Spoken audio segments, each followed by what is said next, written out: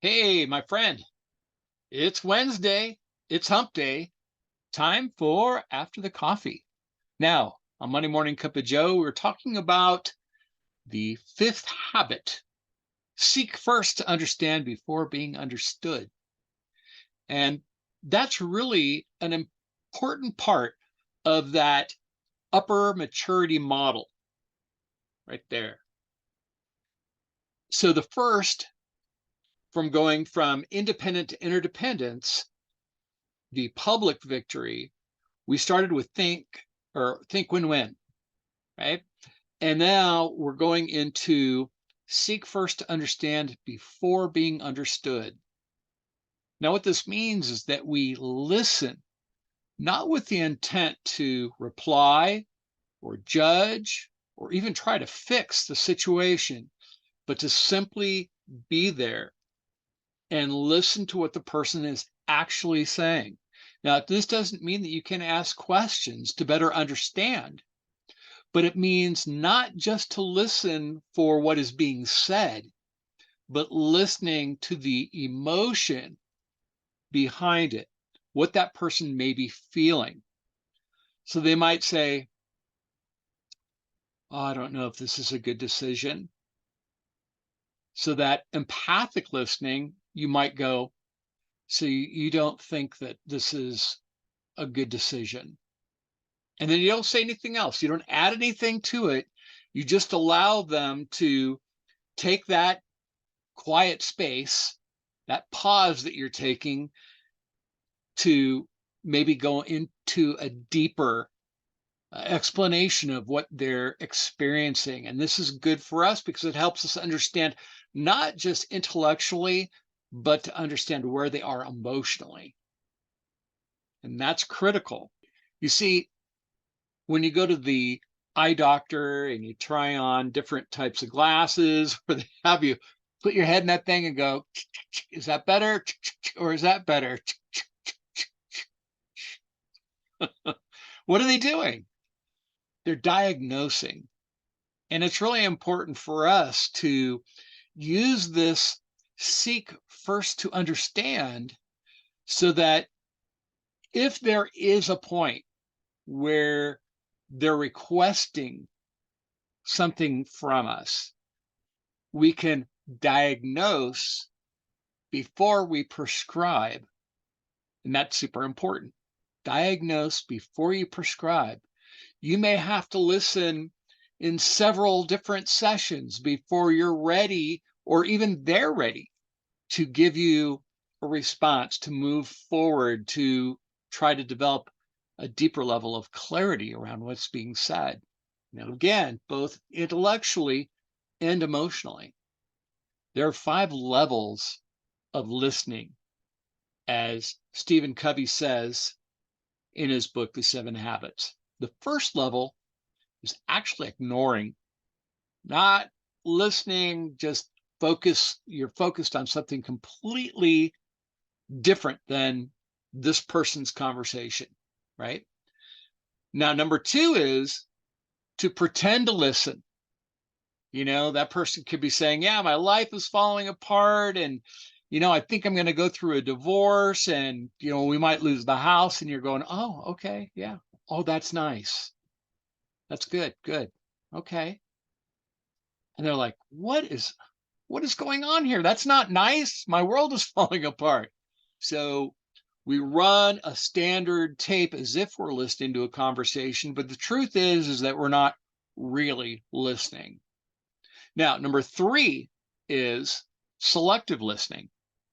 Selective listening is when we hear what we expect to hear, when we hear what we want to hear, even if it's not being said that way. We reconstitute the sentences as they leave the individual's mouth, and we reconstruct them in a way that is often in our best interest. And we may play down their emotions and not validate them. So that selective hearing can be extremely damaging to a relationship because we're not hearing what's really being said. We're hearing what we want to hear or what we expect to hear. That's not good. Number 4 is Attentive listening. Now, attentive listening is like active listening. We make eye contact, we nod our head, we might even paraphrase, um, ask them to go on or explain something. We're going to ask questions about what they're talking about.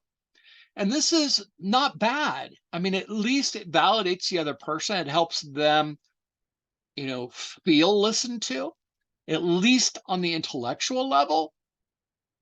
But level 5 is the level that we strive for. In habit 5, seek first to understand before being understood. And level 5 is empathic listening. Level 4, being attentive, active listening, those are great skills, but they only focus on the intellectual element of what somebody's saying or talking about. The empathic listening goes much deeper. It's listening for the emotion. So that person whose life is falling apart, they may get a divorce, they're going to lose the house, da da da da da. You go, oh my, that's got to be difficult. You must feel like everything's out of your control at this point. And you're just looking for validation to know that you've got what they're saying and what they're feeling understood.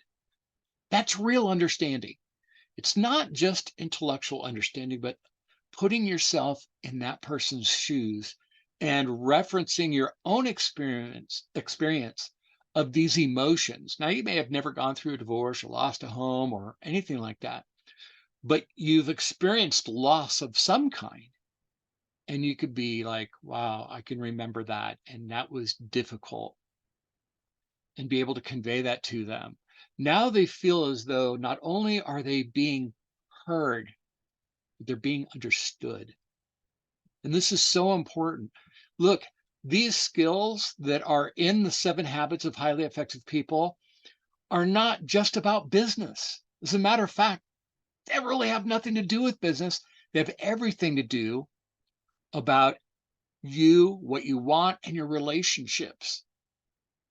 So all of these habits can be put in the context of your personal life as well as your professional life.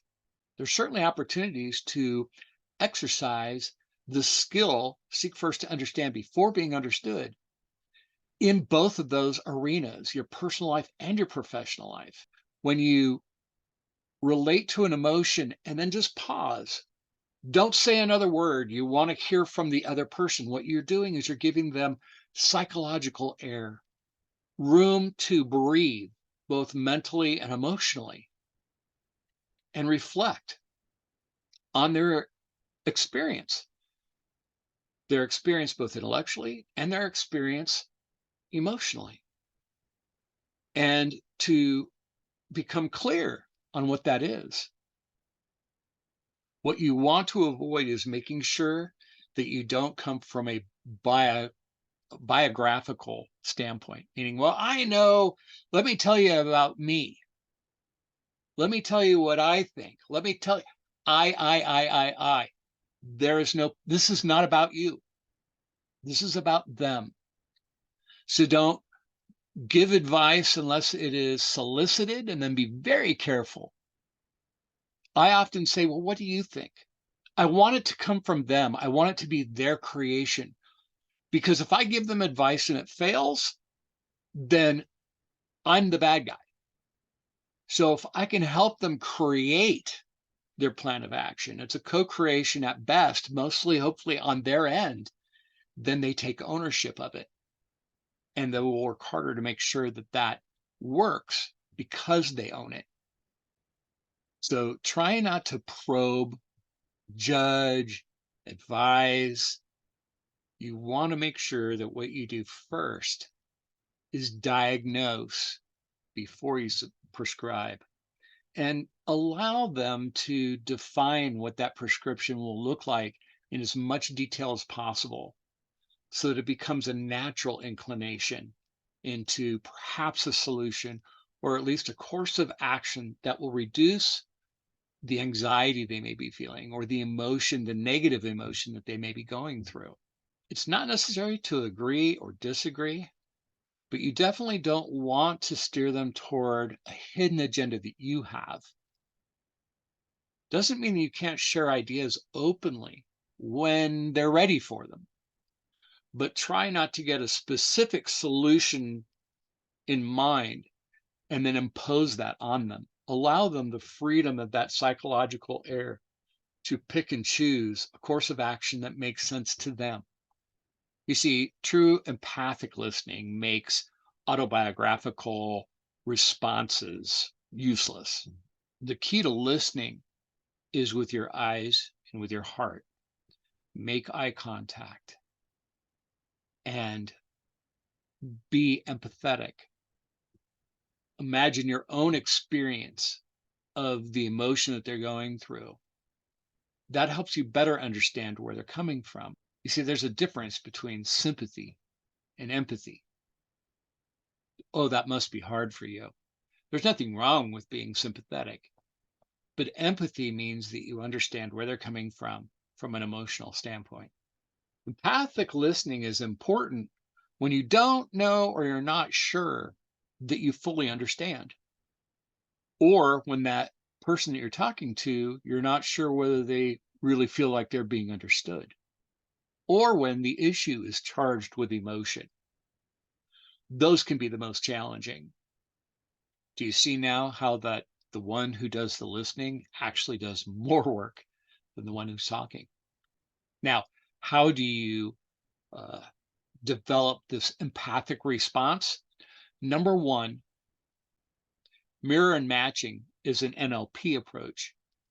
It's called mimicking, where you have the same body posture as them, you speak at the same level that they're speaking, maybe a little lower, especially if they're very upset. You don't need to become upset yourself, but you want to show in your facial expression, your voice tonality, and your body language that you understand. And then it becomes very important to, continue to rephrase what they're saying and maintaining the same context of their conversation that they're having with you. So paraphrasing is valuable because it validates to them that you are truly listening to the point where you're able to repeat back to them what they're saying. And oftentimes when they hear that repeat back, it allows them time to think, that's, I know I said that, but that's not exactly accurate. And then number three, to reflect back to them their emotion, uh, what they're thinking, what they're feeling, and acknowledge that emotion and those feelings. And then again, if we are truly listening, it's so important that we don't talk. We allow that empty space. We say nothing. We have to allow for that silence and processing. Let them gather their thoughts and their emotions and just be there, physically present for them, emotionally present for them, and intellectually present for them. But allow them to lead the conversation. You're merely there as a listener and to reflect both the intellectual and the emotional dialogue that they're providing you. Remember, habit 5, seek first to understand before being understood. It's about relationships. It's all about relationships. It's being there for another human being as you would want someone to be there for you. Now, that is habit 5 in a nutshell. I still encourage you to read The 7 Habits of Highly Effective People by Stephen Covey. There's so much more. And I will see you next Monday on Monday Morning Cup of Joe, where we go into the next habit, the 6th habit, synergize. And how does that play a role? And until then, my friend, lead well.